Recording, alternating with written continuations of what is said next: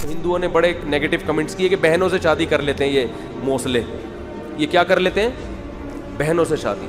पूरी दुनिया में कहीं भी कज़न से शादी का रिवाज नहीं है, उसको बहन समझते हैं। हिंदू भी नहीं करते, अंग्रेज भी नहीं करते, शायद मेरा ख्याल है यहूदी भी नहीं करते। कज़न से मैरिज का रिवाज सिर्फ किस में है? इस्लाम।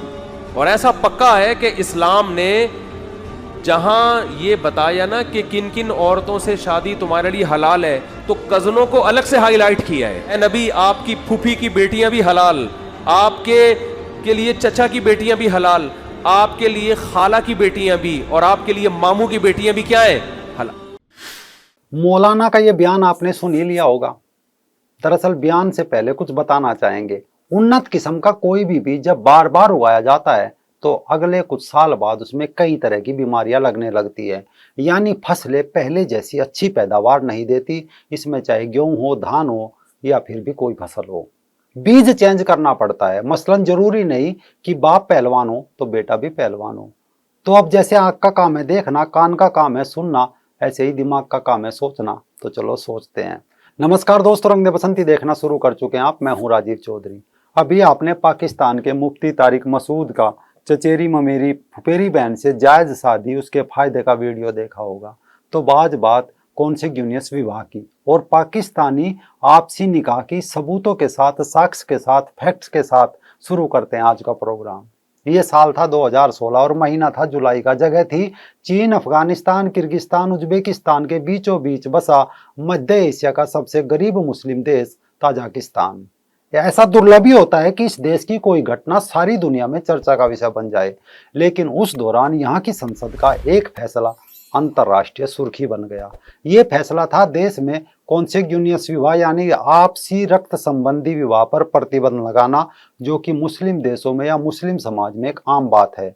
ममेरी, फुफेरी, चचेरी बहन भाइयों का निकाह होना या उससे भी निकट रक्त संबंधों में निकाह करना। इसीलिए जब मुस्लिम बहुल देश ताजिकिस्तान ने इस प्रथा पर रोक लगाने का प्रगतिशील फैसला लिया तो इसने दुनिया भर के कई लोगों को हैरत में डाल दिया।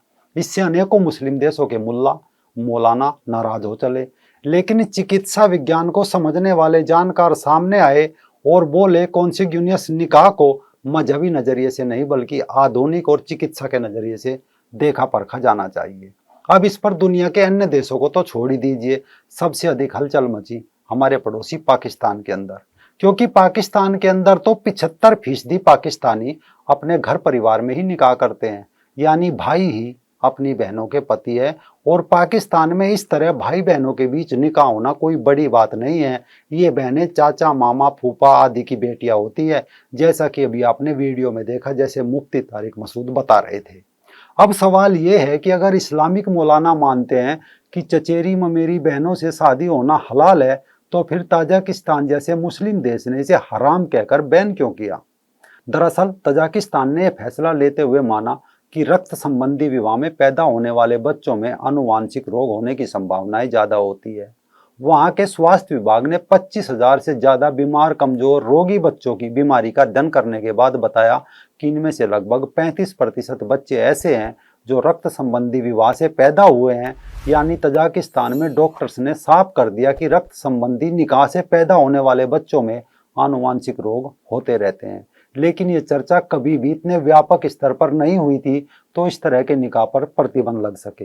हालांकि कई देश ऐसे भी है जहां रक्त संबंधी निकाह पर पूरी तरह प्रतिबंध तो नहीं है, लेकिन आंशिक रूप से प्रतिबंध है। उदाहरण के लिए कई अमेरिकी राज्यों में रक्त संबंधी विवाह की अनुमति सिर्फ उन लोगों को दी जाती है जिनकी उम्र 65 वर्ष से अधिक हो और जो बच्चा पैदा करने में असमर्थ हो। इसी तरह कुछ देश ऐसे भी है जहां सिर्फ चिकित्सीय जांच के बाद ही रक्त संबंधी विवाह की अनुमति दी जाती है। जानकारों का मानना है इन सभी देशों में इस तरह के प्रतिबंध सिर्फ इसलिए लगाए गए ताकि बच्चों में होने वाले आनुवंशिक रोगों को रोका जा सके।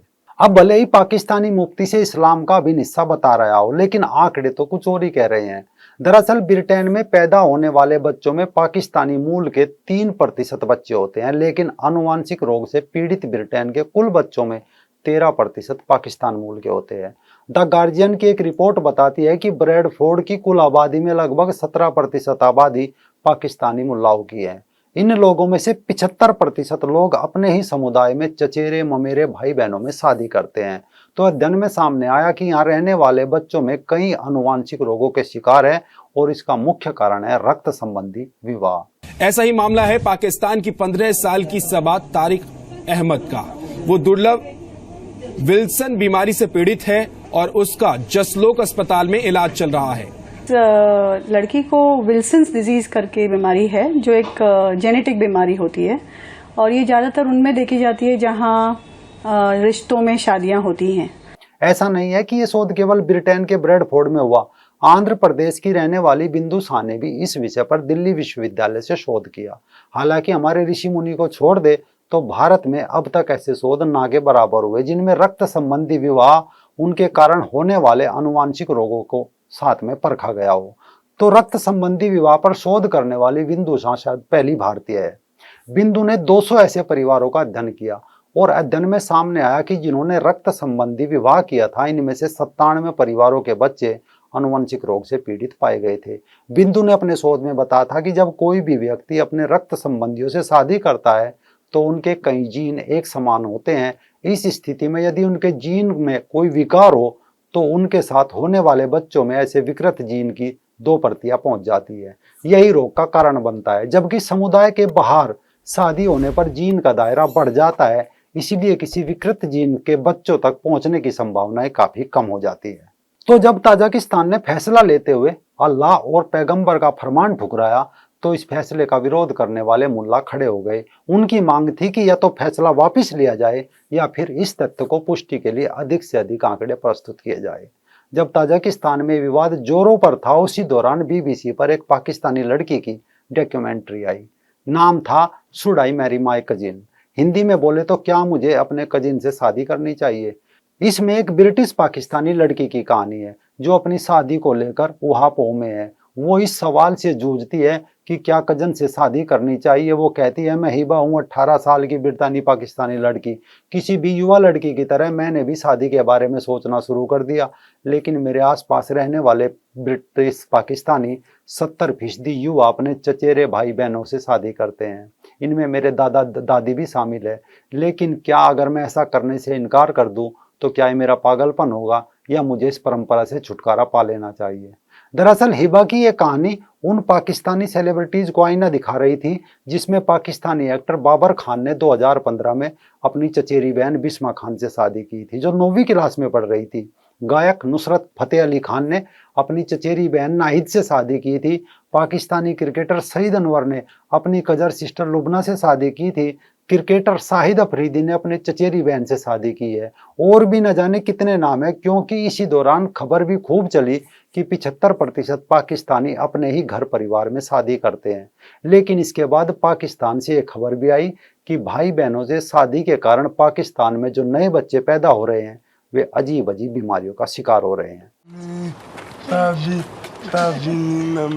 अच्छा मैं तेनू ढूंढ के देनी है। पाकिस्तान की अधिकांश आबादी इस तथ्य से अवगत नहीं है, जबकि कई अध्ययनों से जमा किए गए आंकड़ों का प्रतिपादन करते हुए ये देखा गया है कि चचेरे भाई बहनों के विवाह से उत्पन्न संतानों में से 11% ऑटोसोमल रिसेसिव विकार प्रदर्शित किए गए। करीब 12% ने गैर विशिष्ट गंभीर बौद्धिक हानि दिखाई। 16% ने जन्मजात विकृतियां प्रदर्शित की और 14.6% ने हल्की बौद्धिक हानि प्रदर्शित की।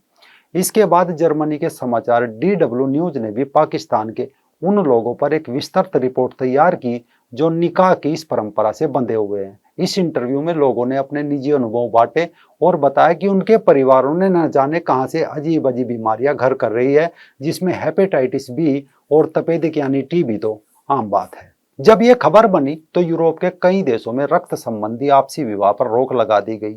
आज भले ही पाकिस्तानी मौलाना खूब तर्क दे रहे हो, वो इसके फायदे बता रहे हो, लेकिन ये सब शोध लाखों करोड़ों साल पहले हो चुके हैं। वेदों में हमारे ऋषि मुनि सृष्टि के आदि में ही लिख गए थे। ऋग्वेद में कहा है कि सलक्षमा यदा विषा रूपा भवाती, अर्थात सहोदर बहन से पीड़ा पर्दे संतान उत्पन्न होने की संभावना होती है।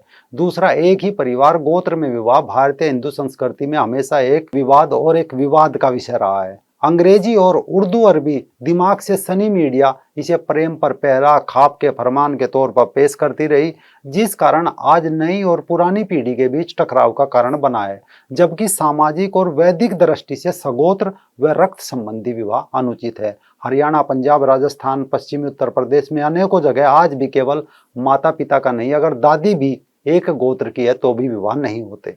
यानी रक्त संबंधी विवाह मतलब खून का संबंध जितना दूर का होगा, संतान उतनी ही वीर, पराक्रमी, निरोगी होगी। दूसरे शब्दों में कहीं तो पैदा होने वाले बच्चे उतने ही स्वस्थ और बुद्धिमान होंगे। चाइना इस बात को बहुत देर से समझा और साल 1981 में स्पेशल मैरिज एक्ट लाकर कजिन मैरिज पर प्रतिबंध लगाया। इस एक्ट के आर्टिकल 7 के अनुसार कोई चीनी शख्स अपने किसी थर्ड कजिन तक से शादी नहीं कर सकता। आखिर इसके पीछे चीन ने भी तो कुछ तर्क गढ़े होंगे, कुछ खोज की होगी। ब्लड रिलेशन मैरिज क्यों रोक दी? दरअसल ब्लड रिलेशन और कजिन रिलेशन यानी रक्त संबंध दो तरह के होते हैं। पहला है मैटरनल यानी माँ के पक्ष से और दूसरा है पैटर्नल यानी पिता के पक्ष से।